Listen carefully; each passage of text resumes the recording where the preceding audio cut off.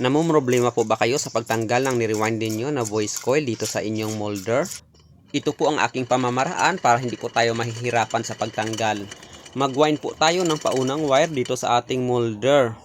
Ang size po ng wire na gagamitin natin dito ay yun po ang kapal ng spacer na ginagamit natin sa pag-a-align natin ng voice coil. Sa pag-wind po nito ay wala po tayong gagamitin na kahit anuman pong adhesives.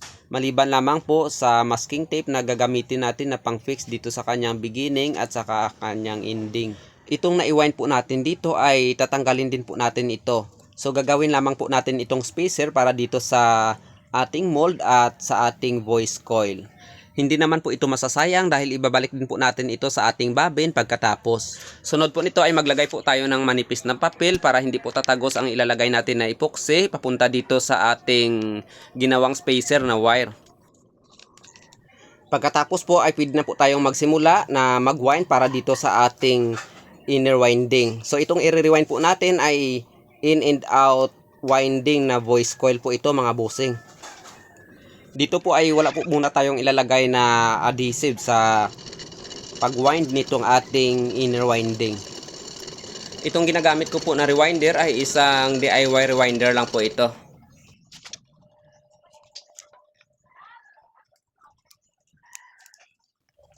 Dahil natapos na po nating i-wind itong ating inner winding ay i-fix lang po natin ito ng masking tape tapos ito mag-apply na po tayo ng epoxy. So yan po ang dahilan kung bakit natin nilagyan ng manipis na papel ay para po hindi tatagos itong ating epoxy na nilagay natin dito sa ating inner winding papunta doon sa ginawa nating spacer na magnetic wire. Isunod po natin dito ay ang paglagay nitong ating fiber. So i-fix lang po natin ito ng masking tape. Before po tayo na mag-start na mag-wind para dito sa ating outer winding ay mag-apply po muna tayo ng epoxy. Ang ending po nitong ating inner winding ay ilabas po natin, dito po natin siya idaan sa gitna nitong ating fiber.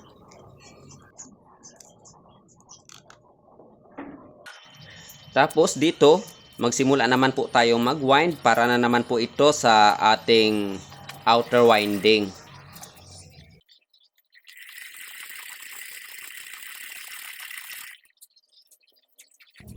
Ito natapos na rin po natin itong ating outer winding. So ngayon i-fix lang po natin ito ng masking tape. Pagkatapos po ay linisin po natin habang hindi pa po tumitigas itong nilagay natin na epoxy. Ito dahil tuyo na po itong ating ni-rewind ay pwede na po nating alisin ang nilagay natin na spacer na magnetic wire.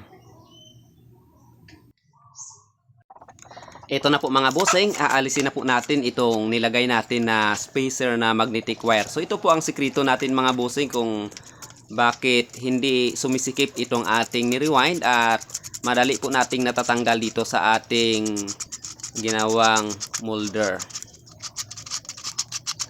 So ayan, magagamit pa rin po natin ito sa pagre-rewind natin sa susunod kasi ito nilagay natin siya sa bobbin.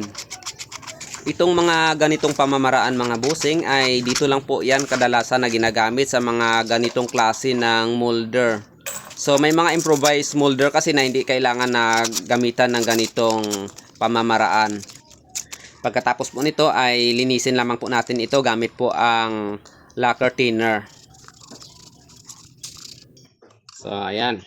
Tapos ngayon, itong magnetic wire po na nasa loob, ito po ang ating magiging positive. Ngayon po ito, iikot po natin ito hanggang sa makarating po siya dito sa pinagdugtungan nitong ating fiber.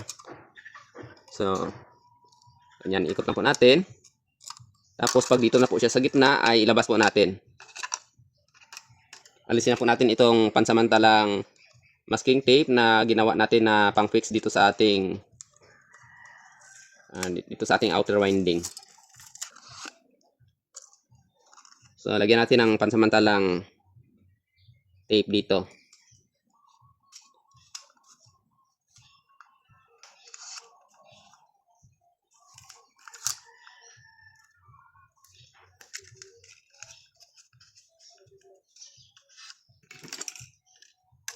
So ayan.